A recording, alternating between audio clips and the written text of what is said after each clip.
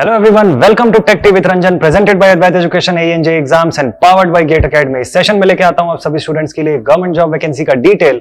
तो इसी सीरीज में आगे आज की वैकेंसी में जो डिटेल है, आज जो पूरा जिस वैकेंसी का डिटेल है वो आ रही है राइट अवे फ्रॉम एनटीपीसी। तो एनटीपीसी ने कुछ वैकेंसी का डिटेल निकाला हुआ है, कुछ वैकेंसीज निकाली हुई है इंजीनियरिंग ग्रेजुएट्स के लिए भी। तो आइए देखते हैं कि क्या है पूरी वैकेंसी और क्या है उसका पूरा डिटेल। ये वैकेंसी जो आ रही है यहाँ पर असिस्टेंट इंजीनियर का 200 पोस्ट दिखा रहा है, यहाँ पर असिस्टेंट इंजीनियर 200 पोस्ट।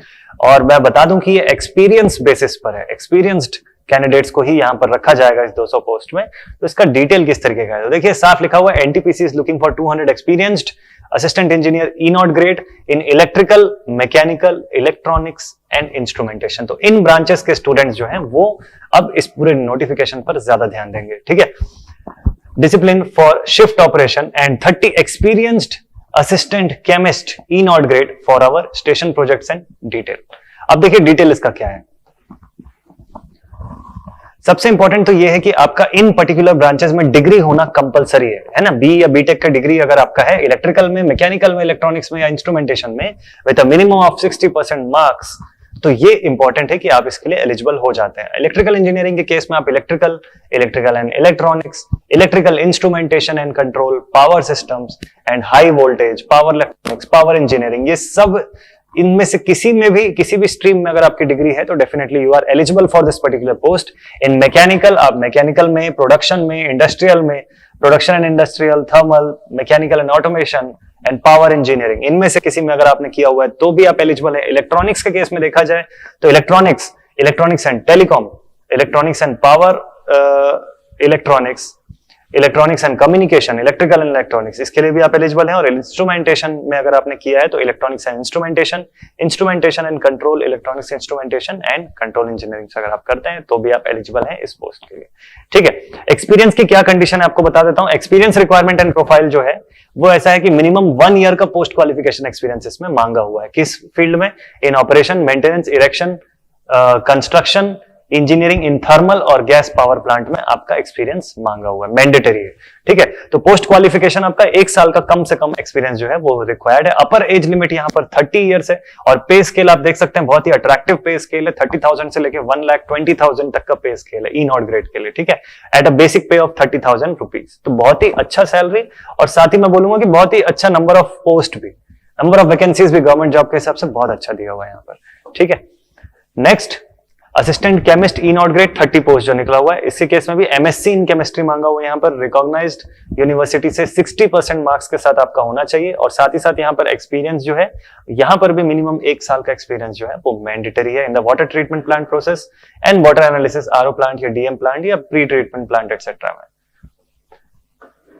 और यहाँ पर फिर PWD कैटेगरी वगैरह जो है उसके हिसाब से भी आप देख सकते हैं कि इसमें क्या क्या दिया हुआ है कंडीशन।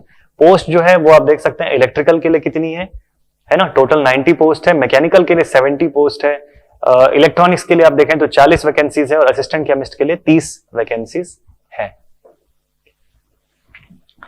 है ना। ये अब इसकी बेसिक कंडीशंस आप देख सकते हैं। जनरल कंडीशन है, इंडियन नेशनलिस्ट जो है, नेशनल्स जो है वो इसमें एलिजिबल है। All qualification must be from the university recognised and approved in India. तो ये मेजरली बेसिक जो सारी चीजें होती है वो होता है, ठीक है। सिलेक्शन प्रोसेस जो है ये ऑनलाइन रिटन टेस्ट होगा आपका।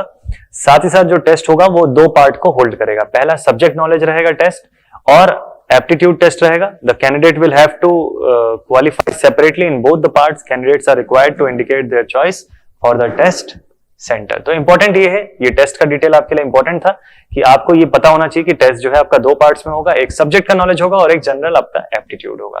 तो ये इंपॉर्टेंट है और आपको दोनों को ही क्वालिफाई करना जरूरी है, ठीक है। ये इसका टेस्ट का प्रोसीजर हो गया, ठीक है। पोस्टिंग के बारे में बताया हुआ है, लिखा हुआ posting shall be at any of the stations, projects, JVC subsidiaries of NTPC। All the post are transferable at sole description of the management. ये इंपॉर्टेंट है, ठीक है।